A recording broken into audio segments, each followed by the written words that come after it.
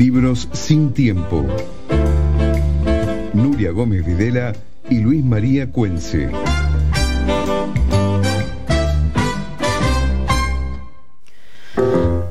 Hola, muy buenas tardes, ¿cómo están? Bienvenidos a otro programa de Libros sin Tiempo. Yo soy Nuria Gómez Videla y como cada martes nos tomamos una hora para hablar de libros con mi compañero Luis Cuense. ¿Cómo estás, Luis? Hola Nuria, buenas tardes, ¿cómo te va? Buenas tardes a todos nuestros oyentes. ¿Cómo estuvo la semana? Muy bien, Nuria, muy bien. Fue una semana de muchas noticias en todo el mundo.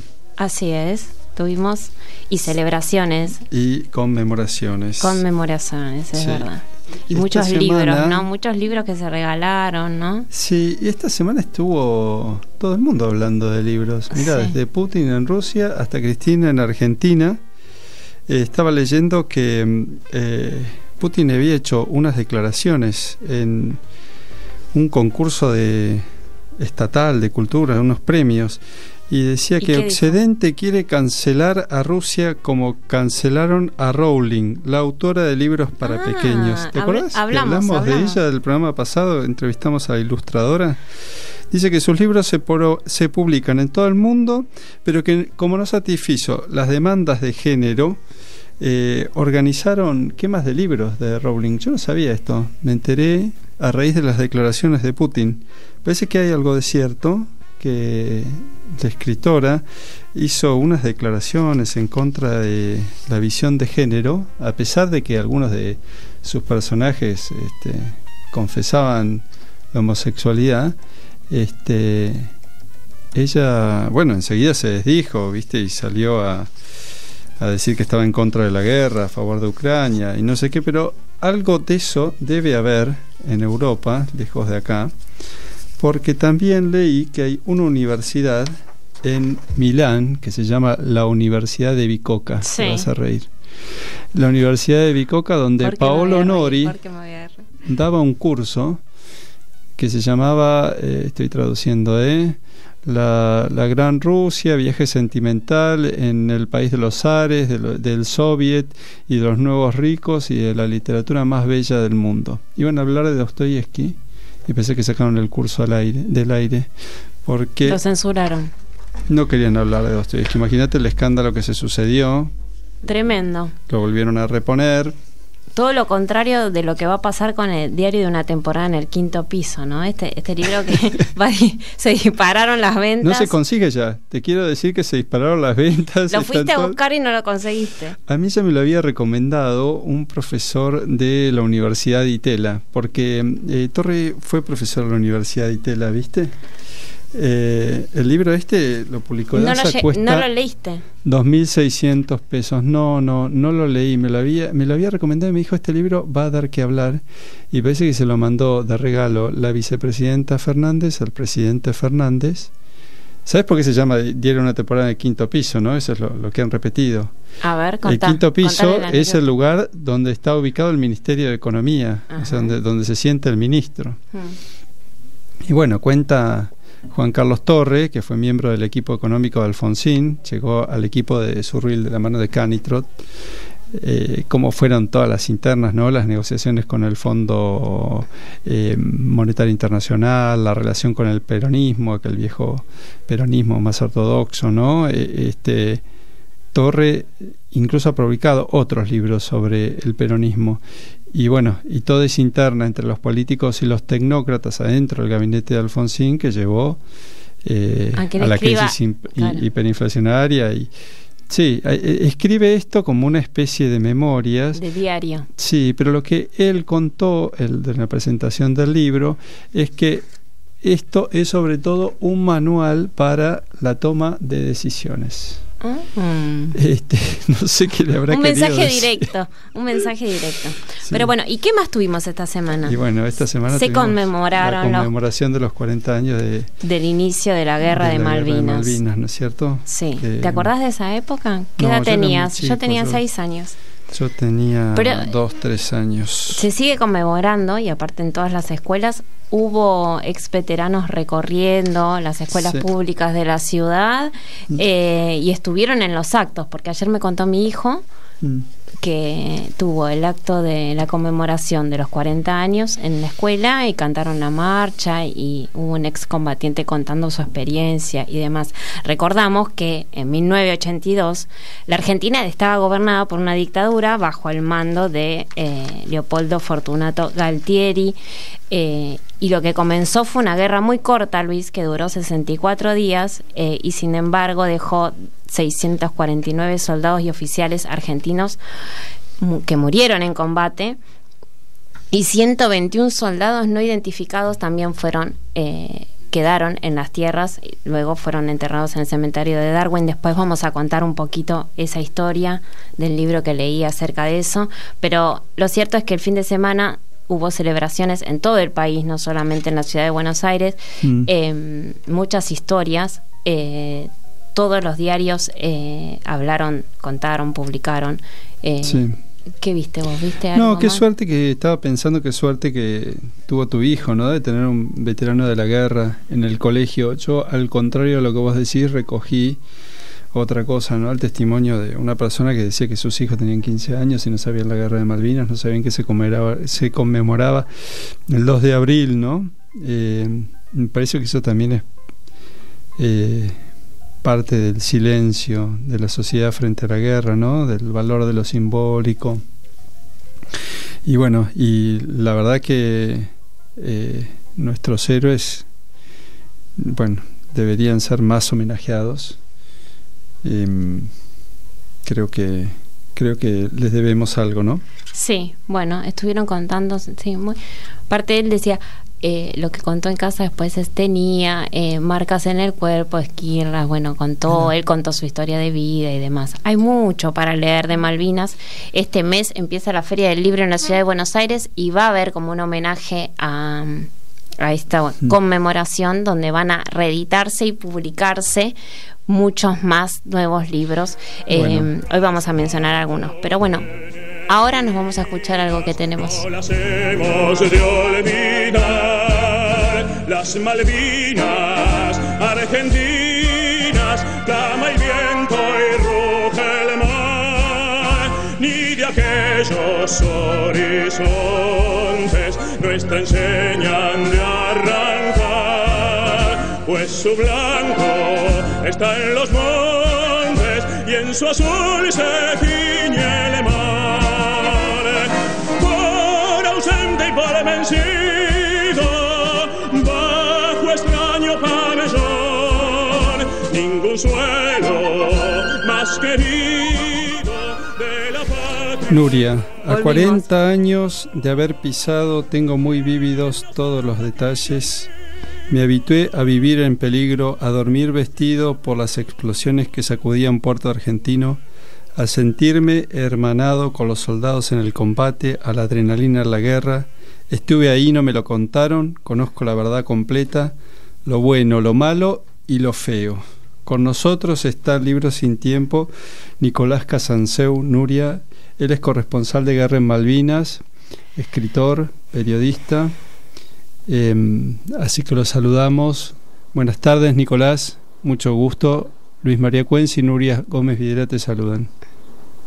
Buenas tardes, Luis María y Nuria, ¿cómo están? Bien, muy bien. Hola, Nicolás, un gusto tenerte en comunicación con nosotros. El gusto es mío. Nicolás, viste, hablábamos un poquito al inicio del programa sobre la conmemoración de los 40 años de Malvinas. Y la causa de Malvinas siempre convocó, pero este último año, justo en el aniversario, nos parece que no ha sido capaz ni siquiera de convocar una buena parte de todos los dirigentes del arco político, ¿no? A mí me gustaría saber, bueno, si usted ha participado de los homenajes de este 2 de abril, ¿en cuáles? Bueno, fue realmente una vergüenza. El gobierno nacional ni siquiera hizo un acto central.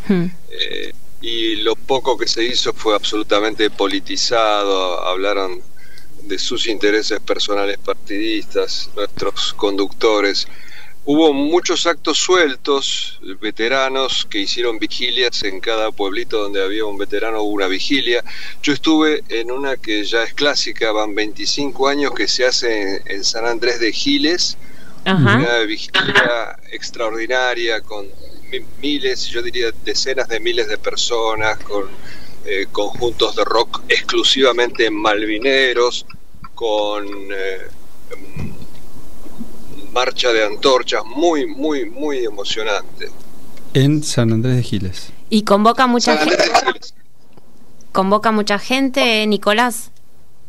Sí, decenas de miles de personas, van muchos veteranos, por supuesto también hay stands con lo que podría ser material relativo a Malvinas, obviamente libros.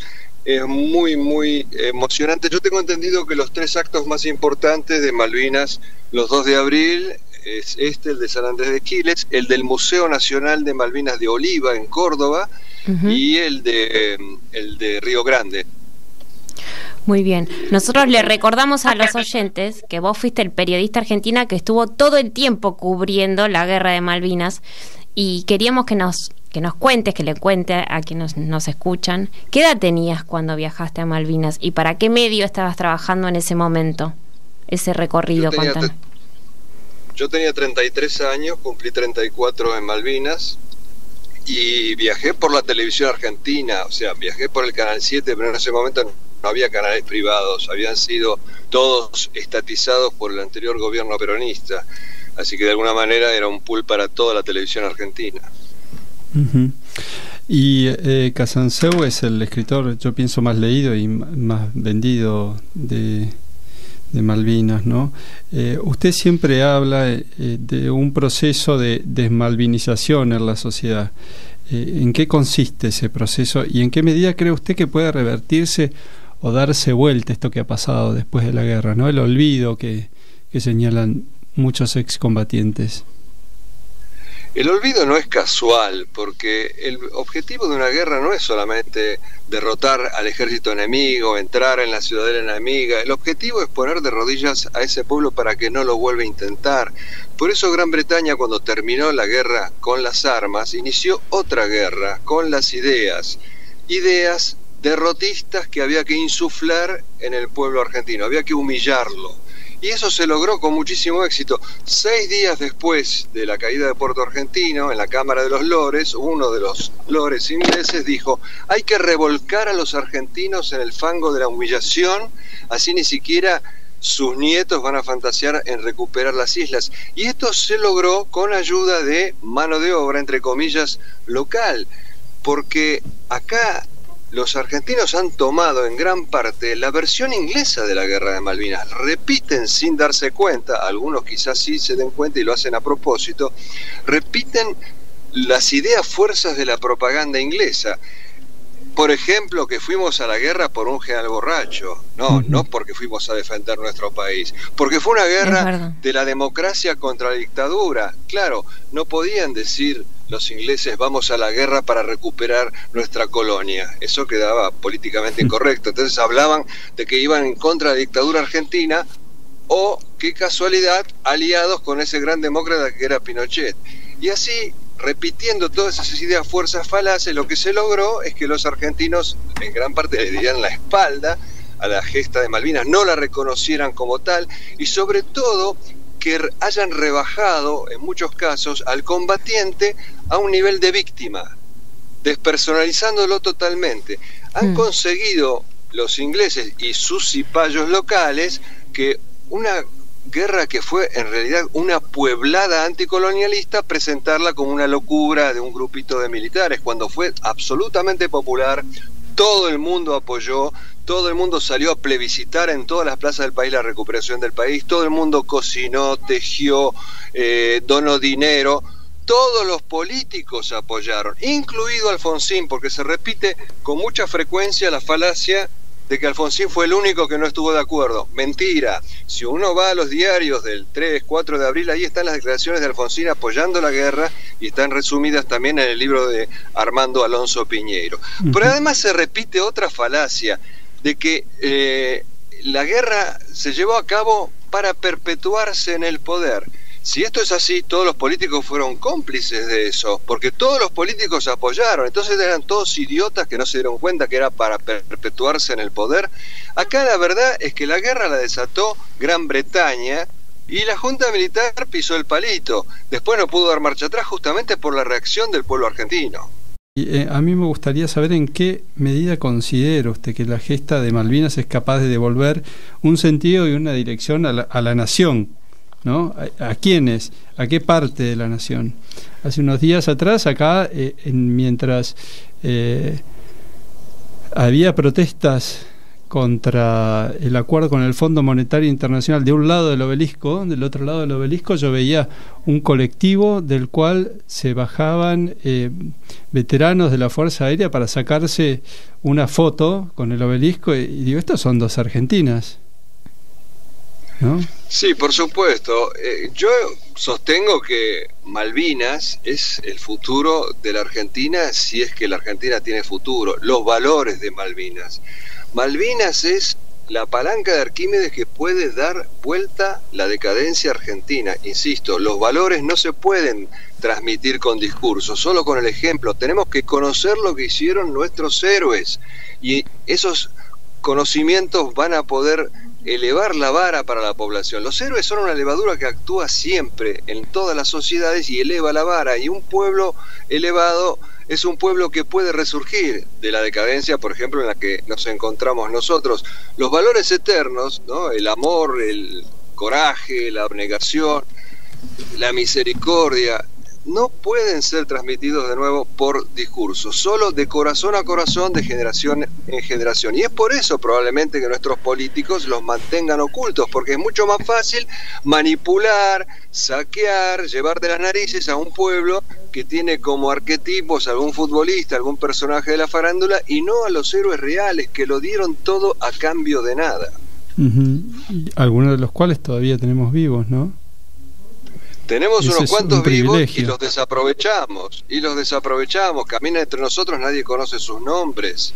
Sí. Y eso es injusto para con ellos y es injusto para con el país. Los necesitamos como faros en nuestra vida cotidiana. Usted, tengo entendido que el jueves que viene va a estar dando una conferencia acá en la ciudad de Buenos Aires que se llama Malvinas prohibido ocultar. Si quiere contarnos de qué va a hablar un poquito, en dónde es, a qué hora, en dónde lo podemos escuchar. Es en el Círculo Católico de Obreros, creo que es 1053, si no me equivoco. Okay. Lo que yo hago es contar la verdad completa de la historia de Malvinas, no la sesgada, porque acá cuando volvieron los combatientes los escondieron, los ningunearon. La Junta Militar trató de tapar las miserias de la guerra, afloraron igual, y los gobiernos civiles posteriores trataron de tapar las grandezas de la guerra, también el gobierno militar, y estas siguen escondidas. Nosotros tenemos una percepción totalmente errónea. Si uno habla con la gente, es frecuente que te digan mandamos chicos a la guerra armados de gomeras o poco menos, increíblemente, pero eso es lo que se dice. Y nosotros tuvimos en jaque a una potencia mundial apoyada por una superpotencia, apoyada por un montón de países, la Comunidad Económica Europea, etcétera. Le peleamos de igual a igual. ¿Eso se puede hacer con gomeras? O sea, hubo combates sangrientos que duraron toda la noche. Los ingleses reconocen el coraje de los argentinos, no solo el coraje, la eficacia. Y nosotros aquí lo hemos ocultado.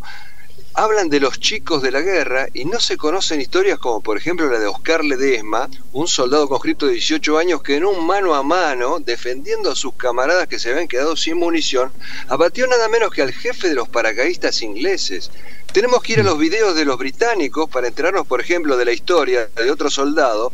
Cuenta un cabo inglés que estaban avanzando en el combate de Montelongdo de noche, cuando sale de detrás de una roca un soldado argentino, les dice ¡hey, hombre! Y les empieza a tirar desde la cintura, mata al inglés que iba delante del relator, y el relator es herido también, y cuenta este cabo, Len Carver, un cabo inglés, cuenta que para sacar al soldado argentino de detrás de la roca tuvieron que tirarle con misiles antitanque.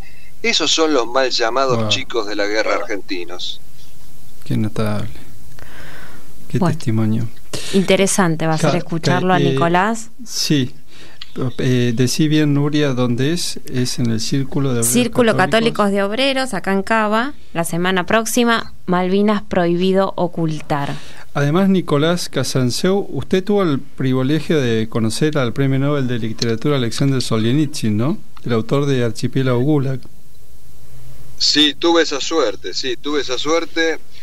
Yo le tengo que preguntar sobre eso porque nosotros acá hablamos también de libros y la verdad que es un privilegio. Un privilegio absoluto. Lo que pasa es que yo venía siguiendo la literatura rusa porque yo soy de origen ruso, y cuando él publicó su primer libro yo percibí que era algo muy distinto, ¿no? Un día en la vida de Iván Denisovich. Cuando a él lo expulsan de la Unión Soviética, le escribo y para mi suerte me contestó, estuvimos carteándonos un tiempo bastante prolongado hasta que logré conocerlo personalmente. Lo visité en donde estaba exiliado en Vermont, en Estados Unidos. La verdad que fue un gran privilegio, uno de los grandes hombres del siglo XX y uno de los arietes que hizo que cayera la Unión Soviética y sobre todo que cayera la venda de los intelectuales occidentales que salían a defender a ese régimen. Después del libro Archipiélago Gulag, que relata el horror de los campos de concentración, ya a los intelectuales de izquierda occidentales les costó muchísimo más defender al stalinismo en Rusia. Usted hablaba de Occidente y la relación entre los intelectuales de Occidente y Solzhenitsyn. Yo tengo acá una frase Solzhenitsyn, que es una frase cualquiera porque él ha escrito mucho, largo y tendido, y dice: no tengo ninguna esperanza en Occidente y ningún ruso debería tenerla. La excesiva comodidad y prosperidad han debilitado su voluntad y su razón. Este pensamiento de Solzhenitsyn, ¿usted cree que refleja un sentimiento de la Rusia actual o solamente está escrito en un sentido de advertencia? Esto es del colapso de Rusia. Se lo pregunto a propósito también de la guerra que sostiene ahora en este momento, Rusia con Ucrania, ¿no? Yo creo que Solzhenitsyn hizo un diagnóstico acertado. Él lo que dice, por ejemplo, en el discurso de Harvard, el famoso discurso de Harvard que le ganó también el odio de los intelectuales norteamericanos, él dice que falta coraje en las decisiones. Y nosotros lo hemos visto perfectamente en el caso de Ucrania. Biden martillando día tras día: no vamos a intervenir, no vamos a mandar tropas, no vamos a mandar tropas. ¿Qué era eso sino una invitación directa a Putin de que haga lo que quiera? Además se habla mucho de que está detrás de Ucrania Estados Unidos. Estados Unidos le ha mandado misiles Javelin, no le ha mandado ningún armamento pesado, no ha cerrado los cielos sobre Ucrania, ha dejado que Ucrania se las arregle sola, básicamente. Faltó coraje una vez más. Y sin embargo Putin revalorizó la figura de Solzhenitsyn, ¿no? Que si fuera válido el ejercicio, yo sé que no podemos razonar de esta manera, pero ¿usted qué cree que pensaría el premio Nobel del conflicto que se ha desatado en Ucrania? Yo sé que no es válido hacer el ejercicio, pero lo puedo decir porque sé lo que él pensaba de Ucrania y de la separación de Ucrania de Rusia, que a él le dolía muchísimo, porque Ucrania básicamente es Rusia. Ha sido apartada por una serie de avatares, entre otras cosas por los enemigos históricos de Rusia, de Suecia en adelante, que trataron de apartar a Ucrania, que es la Rusia central, histórica, de la Rusia de Moscú. Y Solzhenitsyn hizo muchísimos esfuerzos para que no se independizara Ucrania, para que siguiera unida a Rusia, y lo que él decía es que queremos seguir juntos, pero no por la fuerza. Putin ha hecho lo contrario. Para que Ucrania esté con Rusia hay que seducirla, ofrecerle mejores condiciones de vida, no la dictadura que impera bajo Putin. Estoy absolutamente seguro que él estaría en contra, ninguna duda. Lo que pasa es que Putin hizo una ensalada ideológica astuta, mezcló elementos que son de la historia rusa tradicional con ese bolchevismo que de resultas, hay un término, nacional bolchevismo. Eso es lo que creó Rusia, en Rusia Putin. Y eso explica por qué muchos grupos de derecha, inclusive nacionalistas católicos acá en la Argentina, adoran a Putin, por esa confusión. Él hizo una cosa que, por ejemplo, un ejemplo nada más. Sí. En la gorra de los oficiales del ejército ruso está el águila bicéfala del imperio de los zares, junto con la estrella roja de 5 puntos, la estrella sangrienta del régimen comunista. Esa es la mezcla que hizo Putin. Ha creado un nuevo nacionalismo, entonces, en Rusia. Un falso nacionalismo, porque Putin no es nacionalista. Si Putin fuera nacionalista, no habría hecho la masacre que hizo en Ucrania, que condena al pueblo ruso al total aislamiento, a ser una Corea del Norte, porque las consecuencias no las va a pagar él, las va a pagar el pueblo ruso. Bueno, Nicolás, muy interesante toda la conversación con usted, lo de Malvinas y toda esta visión. Nuria... Recordamos que lo podemos escuchar en el Círculo Católico de Obreros en la ciudad de Buenos Aires. Le agradecemos mucho esta entrevista y recordamos que Nicolás es periodista, corresponsal de guerra y escritor, uno de los más vendidos que ha escrito sobre Malvinas. No sé qué libro tiene pensado o tiene pendiente todavía escribir. Los periodistas tenemos por lo menos una docena de libros pendientes que nunca tenemos tiempo para escribirlos, pero sí, me gustaría mucho escribir un libro sobre mis experiencias cubriendo otras guerras. Me gustaría mucho reunir un libro, todas las experiencias que he tenido con personajes de la cultura y del arte. Me gustaría hacer un libro que ya tengo el título, pero no tengo ni una palabra escrita, que es Rusia arrasada, de Vladimir Lenin a Vladimir Putin. Muy interesante. Bueno. Gracias, Nicolás. Muchas gracias, Nicolás. Gracias a ustedes, un gusto. Buenas tardes, igualmente. Aleta en el cielo,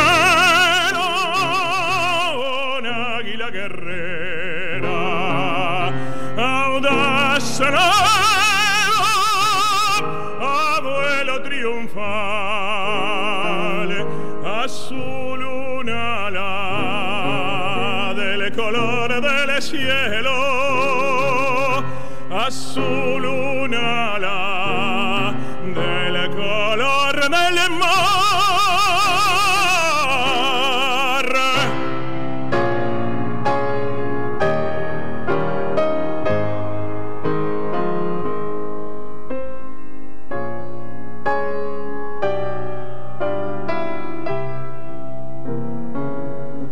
Así en el alta aurora irradial,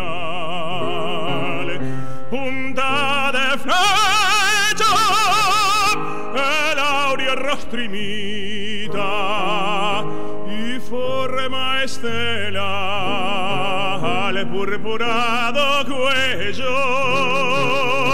el ala es paño, el águila es bandera, es la bandera de la patria mía, de la sola nacida que me ha dado Dios, es la bandera de la patria mía, del sol nacida que me ha dado Dios.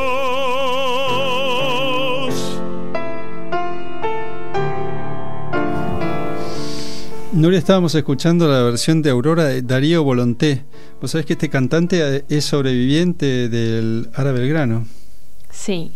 Qué programa hoy, Luis. Muy lindo, denso, sí, ¿no? Muchas emociones. Para recordar. Justo estuve el otro día escuchando un podcast que se llama Malvinas en primera persona, que es de un periodista que se llama Fernando Calles y que empezó a hacer entrevistas a veteranos de la Guerra de Malvinas desde hace un año. Entonces encontrás desde el 2 de abril del 2021 entrevistas que duran más o menos 40 minutos, 50 minutos, a veteranos de la Guerra de Malvinas. Muy interesante para todos aquellos que quieran escuchar en primera persona, ¿no? Las experiencias, algunas muy tristes, Luis. Sí, claro. Y tenemos, y también en las librerías que estuve recorriendo, tenemos como muchos libros al respecto. En la Feria del Libro, ya lo dije, que comienza a fin de mes, va a haber un especial de Malvinas, así que es una fecha donde se van a volver a reeditar aquellos libros que se escribieron. Eso va a ser en mayo, yo lo tengo por acá anotado, creo que es el 5 de mayo. Va a haber todo un día, una jornada de reflexión en la Feria del Libro para conmemorar los 40 años del aniversario de la guerra. Sí, yo de los que estuve mirando elegí 3, uno que se llama Malvinas, Identidad de Héroes, de Daniel Santa Cruz, que es un periodista. Este libro fue editado por Ediciones B y reconstruye la historia de esos 121 soldados argentinos que estaban enterrados en el cementerio de Darwin como soldados argentinos solo conocidos por Dios. Esa es la leyenda que tenían sus cruces. Después al final del programa vamos a comentar un libro que cuenta ese recorrido. Y también este libro está acompañado por un documental que hicieron también para el diario, donde el periodista va contando las diferentes entrevistas a esos familiares que pudieron dar con el cuerpo de sus seres queridos. Después hay otro libro que se llama también Darwin, una historia de Malvinas, también de una periodista, Agustina López, y reúne estos testimonios.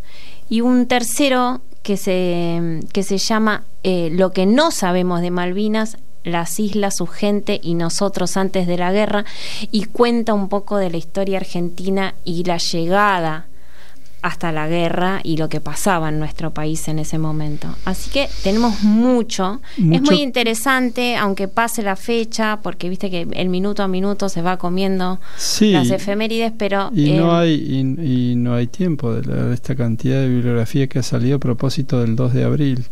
El 2 de abril, además, Nuria, fue el día del libro infantil, y estuve viendo que también hay recursos para hablar con los chicos de esta nueva guerra. La Nación publicó hace unos días atrás un artículo reseñando 6 libros para chicos. Yo de eso rescaté 2, o estuve curioseando 2. Hay uno que tiene un título muy conmovedor y se llama El secreto del abuelo, ¿no? Está abordado desde la perspectiva de una chica que siente la presencia de un secreto en su familia y empieza a indagar, y bueno, se encuentra con la historia de vida de su abuelo. Vos sabés que la escritora además es docente, y en el año 1982 ella cuenta que tenía 22 años, que era maestra y que nunca había hablado con los chicos. ¿Me repetís el nombre? Sí, se llama El secreto del abuelo, de Margarita Mainé. Bueno, Margarita se lee mucho en las escuelas, mucho. Es una genia, escritora argentina. Y ella dice que nunca... Dice, no recuerdo qué hicimos con la guerra en el nivel inicial en el momento que sucedía. Es más, creo que no se hizo nada. Quizá por tan dolorosa y cercana no la tomamos en su momento, y puede que este libro haya sido para mí una manera de sanar ese error. Está muy buena la historia de ella también. Y hay otro libro, pero para un poquito más grandes, que se llama Postales de Malvinas, de Lorenz, que fue director del Museo de Malvinas entre el 16 y el 18, y bueno, esto no es ficción, ¿no? Esto narra un poco la experiencia de su visita a las islas, con fotos, muy interesante. Eso es no ficción, pero eso es para chicos un poquito más grandes, ya tipo 9 años o algo así. Estás escuchando Libros sin Tiempo.